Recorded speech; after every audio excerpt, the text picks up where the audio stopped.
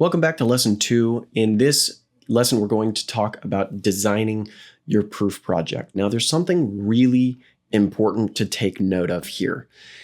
This is proof, but proof of what? Proof of your unique artistic vision, your voice. So in making sure that you're using this project to create the proof for the rest of your career, it's important to design this project around your ultimate career goals. Now, a lot of filmmakers that I talk to have never done this before. They've never thought, what do I want my career to look like when I'm standing on stage of the Oscars getting an honorary award 50 years from now? That's literally as far into the future as I want you to think.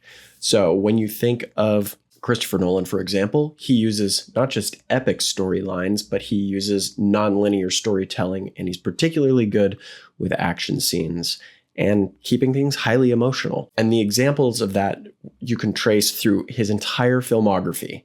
For Kevin Smith, his witty dialogue is the thing that sets him apart from every other artist out there. And the interesting part about that is, although he wrote all of his films, he chose a silent character. His character's name is famously known as Silent Bob throughout his movies.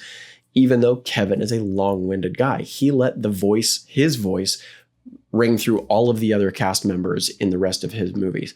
So what makes you unique? What makes your storytelling style unique? What is your unique perspective of the world?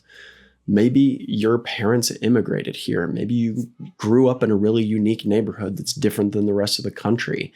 Maybe you're a particularly strong comedic actor. Maybe you're an incredible cinematographer. Whatever your unique perspective is, it's really important to include it from the very beginning because it's going to help you inform the rest of the ideas for your film. Having that distinct style and approach is going to set you apart. And the earlier you can carve that out, the earlier you can not look like any other filmmaker out there, the better. A lot of filmmakers want to come in and mimic somebody else's career, and there's no better way to blend into the wallpaper than by copying what somebody else has already done. So what makes you unique? The next thing I want you to write down is the genre, the tone, and the niche of the type of film that you want to create. So genre might be horror, it might be thriller, it might be comedy. The things I would stray away from are musicals, war, historical dramas, sports films, and action.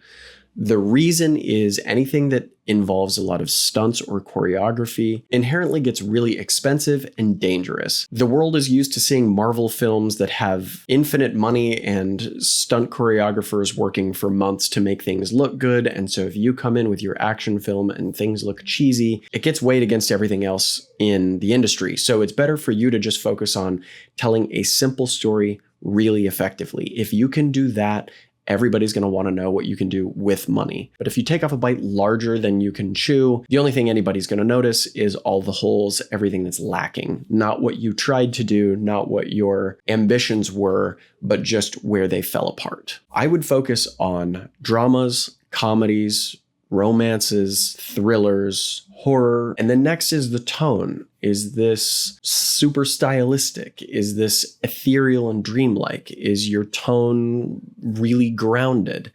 Is it broad comedy? These are some examples of tone. And then the niche. Who's going to be watching this? Think of demographic. Think of the age range of who you want to watch this. Think of the job titles of the people that you want to watch this. Think of movies that are like your movie. And this will all start to just inform and shape the big block of clay that you'll eventually mold your film out of. But again, making sure that all of it ties back to your ultimate long-term career goals, as your proof project serves as the foundational project that everything else you do will be built on top of. No pressure. Let's keep going. Next, we need to focus on simplification. When most people write a script, ideas are free. They let the ideas go, they explode all over the place, and then when you try and rein them in and start to source them for a project, you realize, oh, that baseball stadium scene is really expensive. Oh, the shootout that I have in the middle of Times Square probably isn't going to work. So if you can design this proof project from the ground up, limiting yourself to things that you know you already have access to, then you're just reducing friction and making the process a lot easier. So let's focus on what you have access to and write around those things. Think of actors and locations and props and gear that you already have access to, but focus on simplicity. Here's a couple key things that I think will help you in the simplicity side. I would choose no more than 6 main characters. Really, I would keep it at 4 with 2 supporting characters. Focusing on the constraints here will simplify your entire process. Less characters, less mouths to feed, less storylines to keep track of, less shooting days. Just makes everything easier. Next, I would aim for no more than 5 total locations, and you get bonus points if those locations are near each other. If your locations are spread all over a state, you're going to spend more time driving your gear and cast between them than you will shooting. This does not make for great morale, and when you're asking people to come on and collaborate, you're borrowing way more time than you probably needed to. 5 locations, make them close together. I would also make sure that this film does not happen prior to 2010. Anything earlier than that, you're going to have to get props and cars and vehicles and wardrobe that all matches a period piece, which becomes very expensive. You really need art directors and props people and wardrobe department to keep track of all that. So keep your film current. Next trick, keep your VFX, special effects, practical effects to a minimum. If you have the ability to pull a couple of these off, I would focus on putting one in the beginning and a couple near the climax at the end and getting rid of everything else. If you can put them in, it will enhance your production value. If you don't already have access to those, just leave them out from the beginning. Focus on a simple story. My last bonus tip here is Christopher Nolan, in following, bookended his film. What do I mean by bookended? I mean, he spent 90% of his effort on the first kind of 10 minutes and the last 10 minutes of the film, focusing on the production value, focusing on higher camera quality, better lighting. This subconsciously tells the audience that the filmmaker knows what they're doing, that this is worth watching. Although there's no name actors in the film, you understand that you're watching something from an artist that understands what they're doing, which gives you the confidence to keep going. And in this world where anybody can make a film on a cell phone, it's really important that you differentiate yourself right off the bat. Hook your audience, keep them hooked, give them a reason to keep watching. The last tip here for ensuring that your film gets made is accountability. I would suggest you reach out to somebody in your film community or in your town